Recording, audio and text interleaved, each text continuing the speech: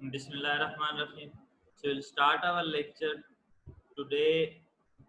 This will be called most important topic of your circulatory system. ये बहुत ज़्यादा important है, इसका समझना. This is theoretically important as well as clinically important. ये आपको पूरी जिंदगी काम देगा. Blood pressure and it's regulation, तो उसको समझना this is very important. Clear? So our topic is blood pressure and its regulation, that how blood pressure is regulated. uh, I think everyone among you have seen this device, and they have been gone through some doctor checking their blood pressures. तो doctor के पास ये device होती है जिससे वो blood pressure check करता है. We will also study in our practical classes. We will perform this practical. या आपके सेकंड सेमेस्टर के कोर्स में यानी फर्स्ट ईयर के कोर्स में ये प्रैक्टिकल है, डिटर्मिनेशन ऑफ ब्लड प्रेशर. इस तरह करते हैं. ये जो डिवाइस होता है एक कान में लगाते हैं और यहाँ रखते हैं, दैट स्टेथोस्कोप. दूसरा हाथ के अराउंड रैप करते हैं और चेक करते हैं. फिर उसके साथ बाद औकात तो आजकल डिजिटल आ रहे हैं, वो है, ये है मैनुअल. इस डिवाइस को कहते हैं sphygmomanometer. This is used to measure the blood pressure. फिर रीडिंग आती. Procedure will teach you in practical class how we measure that, what is this instrument. Today basically we have to cover the theory of this. Blood pressure, simply as its name indicates, pressure क्या है? Force exerted by anything on per unit area is called as pressure. Physics or chemistry definition of pressure is force exerted on per unit area. Now if that force is exerted by blood, that will be called as blood pressure. Clear? So blood pressure, now blood exert pressure on what? It basically exert pressure on the wall of arteries. So it is defined as lateral pressure exerted by the column of blood on wall of artery, simply. Or you can also define this as the pressure exerted by blood on the vessel wall. Clear? Some important term related with the blood pressure. You should know that systolic blood pressure, diastolic blood pressure, pulse pressure, mean arterial pressure. We'll do one by one. Systolic is called as maximum pressure exerted in the artery during systole of the heart. Or I think you know that when doctor checked your blood pressure, doctor told you that your blood pressure is 120/80, 110/70, 110/60, 150, 100, that type of reading is said. In this upper reading is told, that is called as systolic blood pressure. जो आपको ऊपर की reading बताता है या लिखते हैं 120/80, तो वो होता है सिस्टोलिक ब्लड प्रेशर. वो ज्यादा से ज्यादा ब्लड प्रेशर जो आर्टरीज में डिटेक्ट हो उसको हम कहते हैं सिस्टोलिक ब्लड प्रेशर. नॉर्मली हम 120 कंसीडर करते हैं, लेकिन फिक्स 120 नहीं होता. याद रखें, इसकी एक रेंज है. ठीक है, नॉर्मल रेंज है 110 से स्टार्ट होके वो ऊपर, और एज पे भी है. बाज कम एज में जेंडर में इफेक्ट होता है. जनरली हम 120 कंसीडर करते हैं. डायस्टोलिक नीचे वाला ब्लड प्रेशर, जो कम से कम प्रेशर आर्टरीज में, minimum pressure during cardiac cycle. Cardiac cycle इसलिए कह रहे हैं, एक बीट हमने बात की, एक बीट के अंदर जो चेंजेस आती हैं कार्डियक साइकिल, उसमें सिस्टोल भी है. सिस्टोल में जो प्रेशर होगा वो systolic blood pressure. Simply systole का हम कह सकते हैं कि वो प्रेशर जब जो है मैक्सिमम क्यों होगा, उस वक्त हार्ट सिस्टोल में होता है. डायस्टोलिक प्रेशर कम क्यों होता है, उस वक्त हार्ट डायस्टोल में होता है और कम प्रेशर है. The minimum pressure in the arteries during cardiac cycle is called as diastolic blood pressure. Normal क्या है, वो जो है 80 हम कंसीडर करते हैं, एवरेज है. वैसे वैल्यू इसकी 70 से लेके वो 90 से कम तक 89 तक ही कंसीडर. 80 तक नॉर्मल, 80 से 89 तक जो है वो अपर नॉर्मल कंसीडर होती. एवरेजली 80 हम लेते हैं. अब इसको समझ लें, ये पल्स नहीं है. Remember, pulse pressure is a separate thing. आपकी बुक में बाज जगहों को पल्स जो कहते हैं, पल्स नब्स डॉक्टर चेक करता है हाथ रख के, वो पल्स है. बाज जगह पे आपकी बुक ने जस्ट पल्स की जगह लफ्ज को प्रेशर पहले कर दिया, प्रेशर पल्स. तो प्रेशर पल्स का मतलब होगा वो पल्स जो हम फील करते हैं. अगर पल्स पहले आ जाए, प्रेशर बाद में, जो ये आपके सामने नजर आ रहा है pulse pressure, this is separate thing. ये फील नहीं हो सकती. ये मैथमेटिकल वैल्यू है बेसिकली. क्या है ये? Mathematical difference between systolic and diastolic blood pressure is called pulse pressure. यानी ये जो हमने दो प्रेशर पढ़े, ज्यादा जो सिस्टोल में था, कम जो डायस्टोल में था, ये हमने जब चेक किया हमें पता चला स्फिग्मोमैनोमीटर से। इन दोनों के अंदर मैथमेटिकली जो फर्क है, जैसे अगर सिस्टोलिक 120 है, डायस्टोलिक 80 है, what will be the difference? Simply 120 minus 80 40 millimetre mercury. तो ये जो 40 का फर्क आया, इसको हम कहेंगे दिस इज पल्स प्रेशर। ठीक है,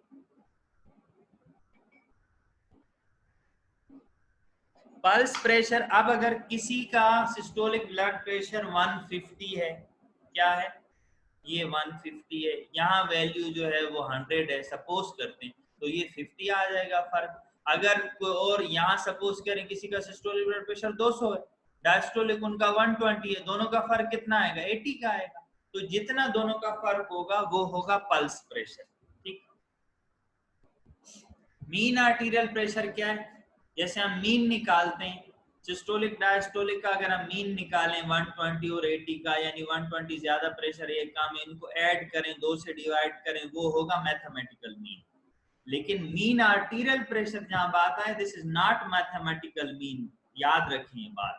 मीन आर्टीरियल प्रेशर को डिफाइन कैसे करें? This is called average pressure existing in the arteries. ठीक है, ये वो एवरेज प्रेशर है जो आर्टरीज के अंदर प्रेजेंट होता है। ठीक, कैलकुलेशन क्या करेंगे इसकी? It is calculated by adding diastolic pressure plus 1/3 of pulse. इसको थोड़ा आप याद कर लें, ये इंपॉर्टेंट है, कभी पूछ सकते हैं एग्जाम में कैसे निकालते हैं इसको। हम मैथमेटिकली ऐसे निकालते हैं कि एक पैरामीटर हम लेते हैं डायस्टोलिक ब्लड प्रेशर। ठीक, जैसे सपोज कि हमने नॉर्मल 80 होता है, डायस्टोलिक 80, उसके साथ ऐड करेंगे 1/3 of pulse pressure. Pulse pressure क्या है? दोनों का फर्क है, उसका 1/3 लेके ऐड करेंगे। जैसे अगर दोनों का फर्क नॉर्मली हम 80 लेते हैं, 40 लेते हैं, ऊपर देखें पल्स प्रेशर 40, इसी की एग्जांपल से हम करते हैं, तो 40 का 1/3 कितना होगा? तकरीबन 13। 39 का 13 आता है, तो हमने राउंड फिगर में ये लिया, वैसे 13.3 ऐसे करके आएगा। ठीक, तो हमने 13 लिखा। अब दोनों को मिला के क्या रीडिंग है? 93। तो 93 मिलीमीटर मर्करी, ये है हमारा मीन आर्टीरियल प्रेशर हमारी बॉडी का। ठीक है, ये आपने रिमेंबर करना है, याद करना है। किस तरह डिटरमाइन करते हैं? By adding diastolic pressure and 1/3 of pulse pressure. Now very important कि how that blood pressure is regulated. ये ब्लड प्रेशर देखें हमारा नॉर्मल मेंटेन कैसे रहेगा, बहुत इंपॉर्टेंट है। क्यों इंपॉर्टेंट है? कि ब्लड का प्रेशर क्या है? हार्ट की पंपिंग से जनरेट होता है। ब्लड को एक खास प्रेशर चाहिए। क्यों चाहिए? मैं आपको एग्जांपल देता हूँ। अब हार्ट से जो ब्लड पंप हुआ एओर्टा में, ये सिर्फ एक वेसल में नहीं, इसने पूरी बॉडी में पहुंचना है। ऊपर ग्रेविटी अगेंस्ट हमारे ब्रेन के टॉप तक भी ये ब्लड ने जाना है, हमारी बिग टो तक भी जाना है, और एब्डोमिनल ऑर्गन्स तक भी जाना है। बड़े से छोटी, छोटी से मजीद छोटी आर्टरियों में जाके हर जगह सप्लाई करना है। इस वजह से इस ब्लड के अंदर हमें प्रेशर चाहिए, और वो प्रेशर जब भी कम होगा तो प्रॉब्लम क्रिएट हो सकता है अगर रेंज से कम हो जाए। ठीक है, तो ब्लड फ्लो को कम कर सकता है। इसलिए हमें चाहिए कि हमारा ब्लड प्रेशर स्ट्रिक्टली रेगुलेट हो। उसको कहते हैं कंट्रोल ऑफ ब्लड प्रेशर या रेगुलेशन ऑफ ब्लड प्रेशर। अब रेगुलेशन जो ब्लड प्रेशर की है वो डिफरेंट मैकेनिज्म से, कुछ कहते हैं कि जब ब्लड प्रेशर कम हो जाए या ज्यादा हो जाए, कुछ चीजें यकदम से बॉडी में, कुछ ऐसे कंट्रोल मैकेनिज्म है जो एक्टिवेट होते हैं और उसको चेंज नहीं होने देते, यकदम ही उसको कंट्रोल कर देते हैं। उसको कहते हैं rapidly mechanism, rapid adopting mechanism, rapidly acting mechanism. कुछ ऐसे मैकेनिज्म होते हैं जो थोड़ी देर से स्टार्ट होते हैं, उनको हम कहते हैं वो स्लो मैकेनिज्म है, रैपिड नहीं है, और वो लेट जाके एक्ट करते हैं। ठीक है, अब उसमें जो नर्वस रेगुलेशन है, हमारा ब्रेन भी ब्लड प्रेशर को रेगुलेट करता है, बहुत इंपॉर्टेंटली रेगुलेट करता है। अब ब्रेन वाला रैपिड एक्टिंग में आता है, उसके अंदर क्या क्या चीजें, उस पे हम आते हैं कैसे रेगुलेट करता है। सर्कुलेशन लिखा हुआ है, वैसे ब्लड प्रेशर सर्कुलेशन में बात एक ही। अब उसमें एएनएस का मतलब ऑटोनॉमिक नर्वस सिस्टम का रोल है, स्पेशली सिंपैथेटिक का। एक और चीज है vasomotor centre, different CNS reflexes. अब जहां भी देखें सेंटर का वर्ड आए, याद रखें, जैसे हमारा मिक्चुरेशन सेंटर हो, रेस्पिरेटरी सेंटर हो, डिग्लिटेशन सेंटर हो, इसका मतलब ब्रेन की बात हो रही है, ब्रेन में उन खास न्यूरॉन की बात हो रही है जो उस काम को परफॉर्म करते हैं। ठीक, अब आते हैं इस पे वन बाय वन। अब ऑटोनॉमिक ये दिया हमारे पास, सिंपैथेटिक चेन देखें दी हुई, यहाँ सिंपैथेटिक चेन है, ये वेगस लिखा हुआ है। ऑटोनॉमिक का मतलब हमारे ये जो ऑटोनॉमिक नर्वस सिस्टम है जो हम कर चुके हैं, सिंपैथेटिक पैरासिम्पैथेटिक, इनका इफेक्ट हार्ट और वेसल पे देखें। सिंपैथेटिक नर्वस सिस्टम वेसल को कंस्ट्रिक्ट करती है, हार्ट को का फंक्शन बढ़ाती है। तो जनरली अगर सिंपैथेटिक नर्वस सिस्टम एक्टिवेट होता है ब्लड प्रेशर बढ़ जाता है, एक बात। और पैरासिम्पैथेटिक अगर एक्टिवेट होता है, हार्ट की वेसल्स की एक्टिविटी लो हो जाती है, हार्ट रेट कम हो जाता है, हार्ट की कंट्रैक्शन कम हो जाती है, ब्लड प्रेशर भी डेफिनेटली कम हो जाता है। तो ये उनका काम है, डिटेल में बाद में करेंगे इसको, जस्ट ये ओवरव्यू था, इस डायग्राम से आप समझ लें। ये है ऑटोनॉमिक नर्वस सिस्टम में पैरासिम्पैथेटिक का नॉर्मली हमारे ब्लड प्रेशर की रेगुलेशन में रोल कम है, सिंपैथेटिक का ज्यादा है। तो सिंपैथेटिक की डिटेल है यहाँ पे। The innervation of small arteries and arterioles allows sympathetic stimulation to increase resistance to blood flow and thereby decrease the rate of blood flow through the tissue. The innervation of large vessel, particularly the vein, make it possible for sympathetic stimulation to decrease the volume in these vessels. इस पे आते हैं, इस diagram को थोड़ा देख लें। अब ये सिंपैथेटिक फाइबर आया, देखें आर्टरीज को भी सप्लाई कर रहा है, यहाँ देखें आर्ट्रियोल्स को भी कर रहा है, नीचे देखें वेन्स को भी कर रहा है। अब जब सिंपैथेटिक से मैसेज आएगा, क्यों आएगा? इमरजेंसी कंडीशन में, जब हमें चाहिए कि ब्लड प्रेशर बढ़ना है और हमें नीड है कि ब्लड प्रेशर बढ़े, उस वक्त क्या क्या होता है उस पर आते हैं। जब ये आर्टरीज को के ऊपर एग्जर्ट होगा तो डेफिनेटली आर्टरीज के अंदर प्रेशर बढ़ेगा, ब्लड प्रेशर बढ़ेगा डायरेक्टली। दूसरा एक मैकेनिज्म है कि आर्ट्रियोल्स को कंस्ट्रिक्ट करेगा, तो यहाँ पेरिफेरल रेजिस्टेंस बढ़ जाएगी जिससे भी ब्लड प्रेशर बढ़ जाएगा। तीसरी बात कि ये जब वेन्स के ऊपर अप्लाई होगा इसका इफेक्ट, तो हमारी वेन्स क्या है? कैपेसिटेंस वेसल हैं, हम पिछले लेक्चर में कर चुके हैं। हमारी वेन्स क्या करती हैं? उनके पास ब्लड फ्लो मौजूद होता है जो कि रिजर्वायर है। अगर ये सिंपैथेटिक स्टिमुलेशन इनको कंस्ट्रिक्ट करती है, इसका ल्यूमन कम हो जाए, नैरो हो जाए, तो इसका ब्लड किस तरफ शिफ्ट होगा? हमारे हार्ट की तरफ जाएगा। अब हार्ट की तरफ जब ब्लड ज्यादा जाएगा, हार्ट उतना ज्यादा पंप करेगा तो ब्लड प्रेशर बढ़ जाएगा। तो सिंपैथेटिक इस तरीके से हमारे ब्लड प्रेशर को बढ़ाएगा, इन वेसल्स पे इफेक्ट कर। ठीक है, ये लिखा हुआ सिंपैथेटिक वेसोकंस्ट्रिक्टर सिस्टम, यानी ये वेसोकंस्ट्रिक्शन करवाता है और ये कंट्रोल नर्वस सिस्टम से होता है। डेफिनेटली हर चीज हमारे नर्वस सिस्टम के हायर एरियाज में कंट्रोल करता है उनको। The sympathetic nerve carry large number of vasoconstrictor nerve fiber and only a few vasodilator fiber. The vasoconstrictor fiber are distributed to essentially all segments of the circulation, but more to some tissues than to others. This sympathetic vasoconstrictor effect is especially powerful in kidneys, intestines, spleen, skin, but is much less potent in skeletal muscle, heart and brain.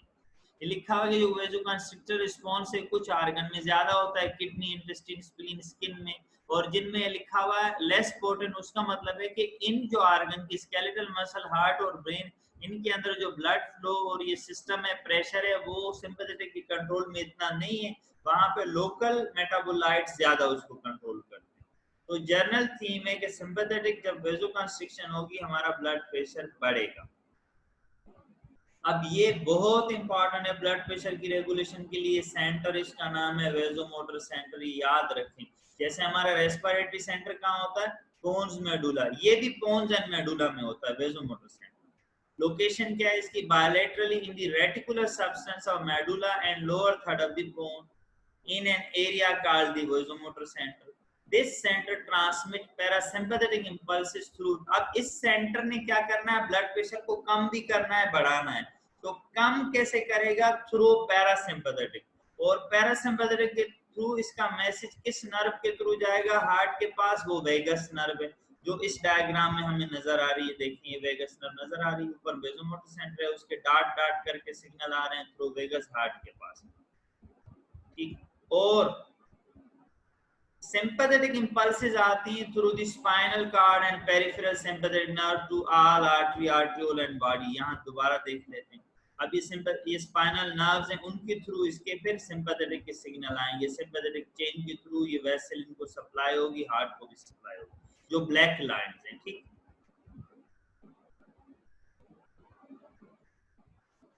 अब ये this is not a single centre. इसके अंदर तीन चीजें होती हैं. वेजो constrictor area होता है, वेजो डायलेटर एरिया होता है, सेंसरी एरिया होता है. इन पे आते हैं. क्या है वेजो कंस्ट्रिक्टर एरिया? सिंपली जैसे नाम बता रहा है, ये वो एरिया होगा जिसकी स्टिमुलेशन से वेजो कंस्ट्रिक्शन होगी, वेसल्स ने कंस्ट्रिक्ट होना. ये लोकेशन क्या होता है? Bilaterally in the anterolateral portion of upper medulla में होता है vasoconstrictor area. The neurons originating in this area distribute their fiber to all level of spinal cord, where they excite the preganglionic vasoconstrictor neuron of sympathetic nervous system. Simply बात है, इनका message जाता है प्रीगैंग्लियोनिक sympathetic nervous system के पास, वहां से post ganglionic के through इनका मैसेज वेसल्स पे जाएगा, तो वेसल्स कंस्ट्रिक्ट हो जाएंगी. ये इसका काम है. वेसोडायलेटर एरिया, इसकी लोकेशन पहले पढ़ेंगे. Located bilaterally in the anterolateral portion of lower half of medulla. ये भी वहीं पे होता है. The fibre from these neuron project upward to the vasoconstrictor area just describe, inhibiting the vasoconstrictor activity. तो ये क्या करवाएगा? थोड़ा इस पिक्चर को देखने. वेसोकंस्ट्रिक्टर तो वेसोकंस्ट्रिक्शन करवाता है. वेसोडायलेटर के सिग्नल इस वेसोकंस्ट्रिक्टर एरिया के पास जाएंगे, उसको इनहिबिट करेंगे. जब वेसोकंस्ट्रिक्टर इनहिबिट हो जाएगा तो वेसोकंस्ट्रिक्शन नहीं होगी. जब वेसोकंस्ट्रिक्शन नहीं होगी तो वेसल्स डायलेट हो जाएंगी. इसलिए इसका नाम है vasodilator area. Clear? Third area है सेंसरी एरिया. सेंसरी एरिया, इसकी लोकेशन क्या है? Bilaterally in the nucleus tractus solitarius in the posterolateral portion of the medulla and lower bone.